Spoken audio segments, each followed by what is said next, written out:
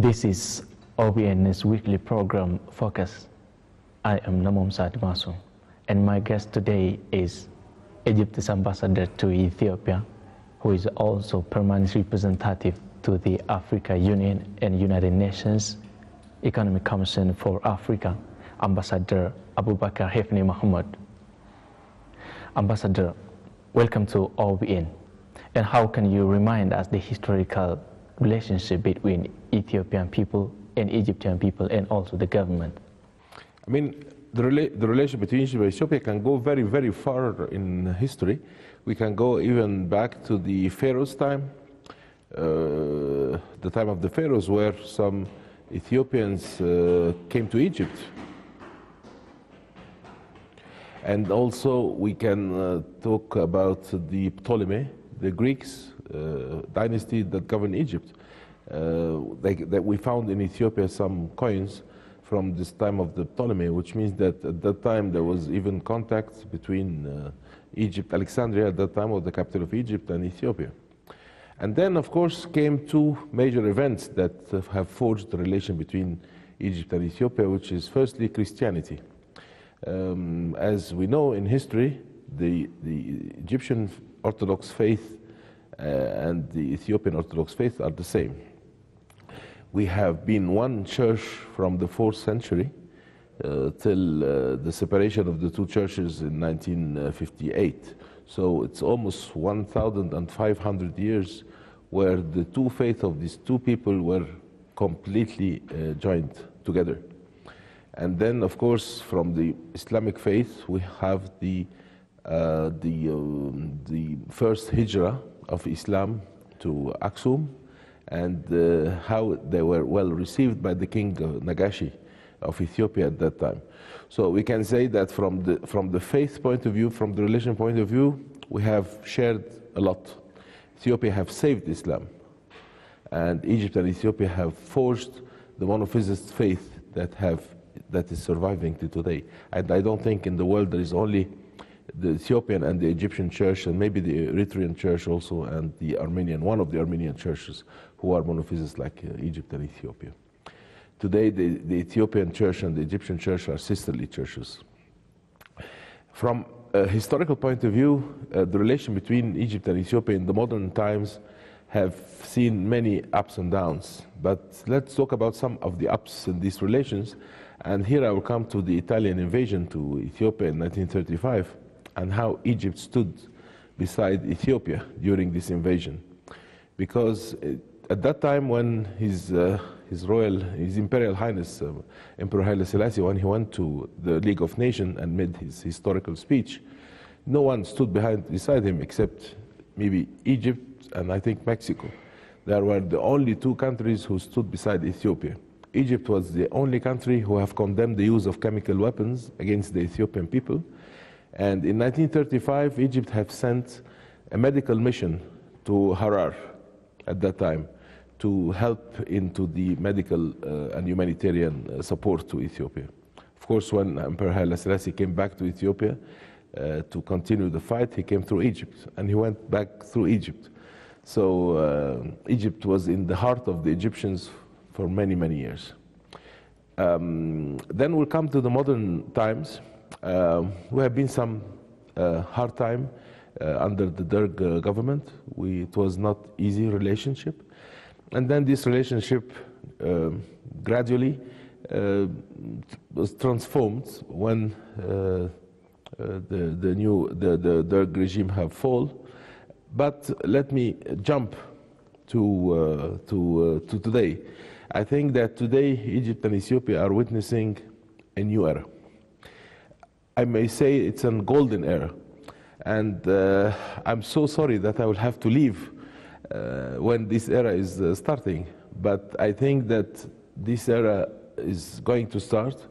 It has started by the historical visit of His Excellency the Prime Minister to Cairo this month, the beginning of this month. And I think that this visit is going to open new doors. Some of them are already existing and some of them will come in the future. And let me point out 3 or 4 issues here. The first thing is they're going to be meeting next month in order to create a fund to boost the economic and investment relation and developmental relation between the 3 countries. This fund that will have around $1 billion at the beginning, it will be used in order to boost this relationship. And I think this is a very important thing. The relations between nations should be based not only on sentiments and nice words, but on interests. And this is what we're going to work on. The Nile issue, we had agreed that the Nile issue should be a factor of cooperation, not a factor of separation or a factor of discontentment. So I am sure, and I think that we have 2 very wise leaders today. These leaders have decided that we are going to solve this Nile issue for good in the benefit of the 2 countries. We are also going to promote on the business side also an Egyptian Ethiopian industrial park that we hope that it will see the light. We have expressed this before and we are going to formulate it again. We did formulate it again. We are also expressed our interest, our private sector, to enter the Ethiopian market as independent producer of energy. We are interested and we are going to make pharmaceutical industries in Ethiopia. Ethiopia, also some Egyptian companies are here working from long years. We have a very big factory for refrigerators and electronic equipment that is going to produce here, that are already producing here. They have many lines of production and they're going to be used to export to the region. I remind you that Egypt and Ethiopia are members of COMESA. And of course now we are member of the AFCFTA that will see light hopefully in a very, very near future. Egypt and Ethiopia also do have excellent relation in the health sector. And here I have to emphasize that Egyptian cooperation with Ethiopia in the medical sector is not only a hit and run relation. The Egyptian doctors, they don't come here to make operation and go home. They come here to train an Ethiopian team. And here I would like to emphasize 2 specific sectors. The first one is the heart sector, where Professor Magdi Yaoub, Sir Magdi Yaoub, he's one of the most prominent heart surgeons in the world, worldwide. This man who has a center in Aswan, in the south of Egypt, he comes here around 2 or 3 times a year in order to prepare an Ethiopian team for open heart operations. And I think that maybe in 2 or 3 years it will be possible to make open heart operations in the Black Lion Hospital. The other issue is in São Paulo, we have a surgeon, one of the most prominent surgeons, neurosurgeons. As a matter of fact, he's a surgeon of spinal deformity, and he's preparing an Ethiopian team. He has been coming here for the last 2 or 3 years. I think he has 2 more years, and Ethiopia will be the only center for spinal surgery in Africa, along with Cairo and Accra. So it will be only 3 centers in Africa for spinal deformity operations. So this is what we do, and this is what we continue to do. Of course, there are many other sectors I can talk about, but I mean, I'm trying just to point out some highlights. No matter how we share different things in common, but recently the Nile Basin issue have been intensified between Ethiopia and Egypt as it is building a tension. So how can you express its reality? Let me say something in the beginning. Firstly, Egypt wants all its neighbors to be prosperous and rich, because we have experienced misery and wars in many neighboring countries. And we have seen this misery and wars coming back to us. So it's something obvious that Egypt would like all its neighbors to become rich and prosperous, because this will benefit all of us. This is the first thing.